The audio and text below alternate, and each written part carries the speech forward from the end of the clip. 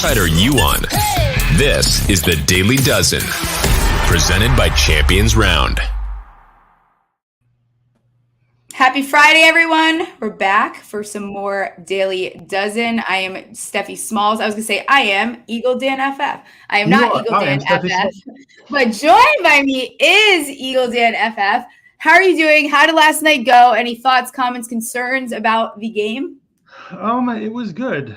I didn't do so well in the Daily Dozen. I think I got 7 out of 12 right. I did as well, but we still won money. Chicago scored a lot more than I thought they would, and Seattle is a complete and total train wreck. I did enjoy how everyone's talking about Drew Lock versus Geno Smith, and Jacob Eason is the quarterback that looks the best. Yeah, it's interesting, and I think the Bears, not too overblown. I know everyone, people are starting to get a little defensive about it, but their O-line is just atrocious. So it's really bad. Like Fields, I'm telling you, I said this before. It reminds me of last year, like the Giants situation, those first weeks until Daniel got hurt, where he didn't really have many receiving options. Yeah. And then his O-line sucked, and he's mobile, so he would run, but then he got hurt. So not really a good situation. And that's kind of the pushback on why when people say Fields is going to have like a great year, like I'm not saying that Fields isn't like a talented quarterback.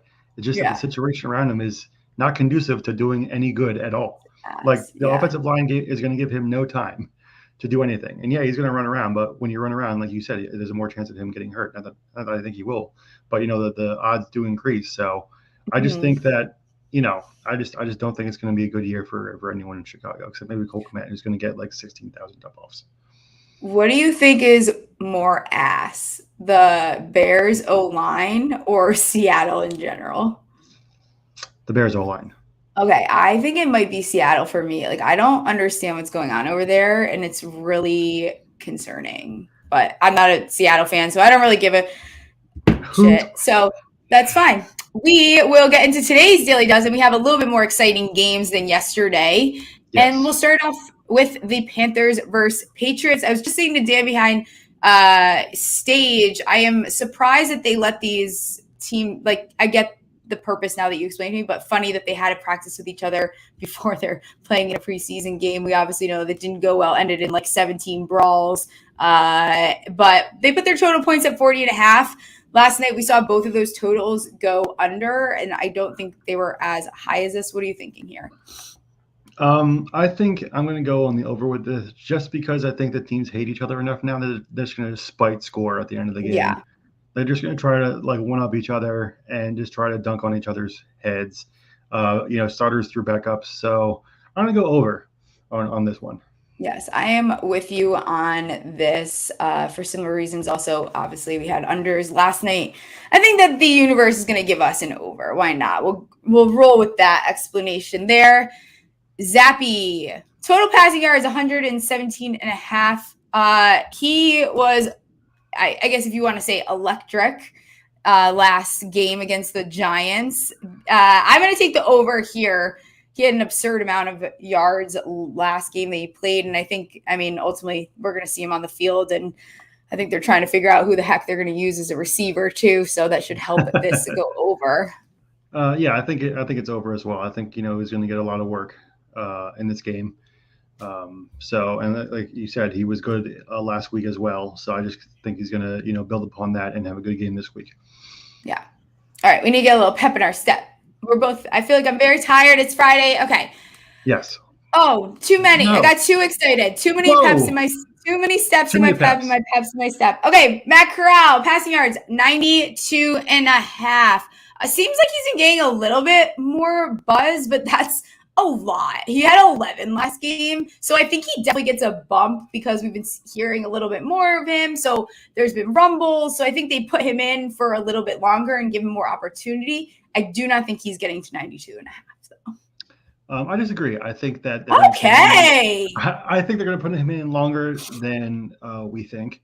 I think I think the Baker versus Sam Darnold thing is pretty much concluded. I think everyone can clearly see that Baker is playing better than Sam Darnold is at this point. So I think that Matt Corral is the rookie. They want to get him some live action because he is the purported future of the franchise. I think. I don't think neither Baker nor Sam.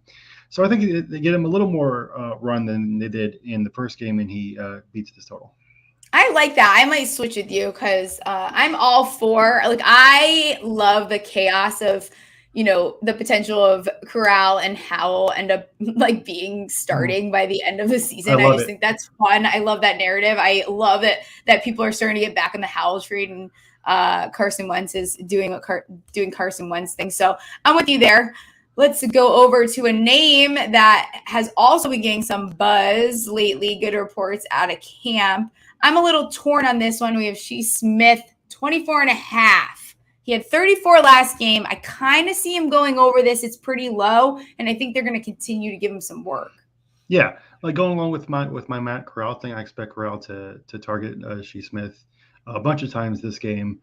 So I expect him to hit the over. He got 30 plus last game. So this is a pretty low for me. If this were a little higher, I might be a little more wishy-washy on it. But I think it's a pretty good bet to go over. Cool. Next game, also another one that is actually pretty exciting. We've got the Saints versus the Packers. That total is at 38.5. Where are you leaning? I'm going to go over on this just because I think the backups on defense for both the Saints and the Packers are just not good. So I expect the quarterbacks for whether it's Jordan Love or Ian Book, I'm sorry. I just expect them to score a lot of points in this game, honestly. So I think that they go over for this total. Let's see. I'm with you. I'm going to probably ride this over train because we did see the unders, and I think a little bit stronger than what we saw yesterday. Let's go to Jordan Love, 128.5 passing yards. What are you thinking? I'm thinking over. I think, Love is oh going my to get... gosh, you are the over king this Friday. Over Good Lord. I think he's going to get a ton of work. He's going to get a ton of work. Rodgers is not, isn't going to be on the field. So I just think that, like I said before, New Orleans backup defense is not going to be good enough. And I really want to see, I'm excited to see how the young receivers for the Packers, play after, getting publicly embarrassed by Aaron Rodgers that one practice about them not running the right routes or anything like that. I want to see how they handle that, if they step up and, perform better, when the lights go on. So I really think that they will, and Love beats the over on this. Yeah, that's fine. I'll allow that. Ian Book, Ian Journal, Ian, whatever you want to call him. Not when we saw Ian Book in season, it was not pretty. Remember that rough game for Mr. Ian Book. Yeah, scary almost. Passing yards, they got him at 99.5. What are you thinking? I'm going to go under on this one just because I just don't think Ian Book is a good player. That's as simple as that. He's not a good quarterback. Yeah. You heard it here first. All right. And another one getting buzz, but, Aaron Rodgers hates his rookies and was doing Aaron Rodgers things this week. Romeo Doubs, we've got 27.5 total receiving yards. I think I am leading the over for this one. What are you thinking? I am also on the over on this one. I think Dobbs, calling back to my point 2 slides ago, I think, he takes the criticism that Rodgers, threw at him, and, he comes in to work and shows up and performs really well. So I'm really excited to see what he does. I think that he beats this total pretty easily. It's actually my lock of the day. Love it. And he did that last time. I also, for selfish reasons, want to see him fantasy-wise start thinking about if he's worth like a taxi spot somewhere. So excited to see him play. I did miss that last week. Now we've got Texas Rams. They have total points at 38.5. It's actually some books. It depends where you're looking. I don't know here. I think I'm leaning the over. What about you? Yeah, I'm leaning the over here too. I just think that the Rams have a really high-powered offense to begin with. Even their second team is really good. I expect them to do a lot of the heavy lifting. But I think the Texans are going to surprise in this game. I expect their backups to get a lot of work. So I think that, and this is really the Dameon Pierce, show game. So I think he's going to perform really well too. So I think I'm going to hit the over on this too. Woo! Woo! Speaking of Dameon Pierce, yes, over last game. He's winning that job. He had 5 carries for 49 yards. Dameon Pierce is someone that Dan and I have been telling you guys for so long that I do not feel bad if you did not draft him in your rookie drafts. That's on you. Now you have to pay a premium for him. He is an absolute stud. And on this show, we do not take Dameon Pierce unders. So it is about him the second day of the Senior Bowl as someone that could, make an impact this year. I feel like we even brought him up before that. He was on our freaking. We told you guys this, so we do not tolerate that. Let's go into the last one here. Bryce Perkins. Sometimes you see names and you're like, oh, literally forgot about you. Bryce Perkins is a forgettable dude. So total touchdown passes. We have a small special on this one with half a touchdown. So I'm going to take the over just because it only needs to be 1-2 last game. Whatever. These are so low for me that it's only 1. So for me, it's going to be over. Yeah, right. It's just 1. It's an over for me too. Like you said, it's 2 last game. There's going to be like a fourth quarter, like everyone stops trying, like garbage time touchdown or something. So that's all it really needs to happen. He's the third quarterback, so he's going to get most of the second half. Yeah, it's an over for me. Cool. Love it. We ran through that pretty quick.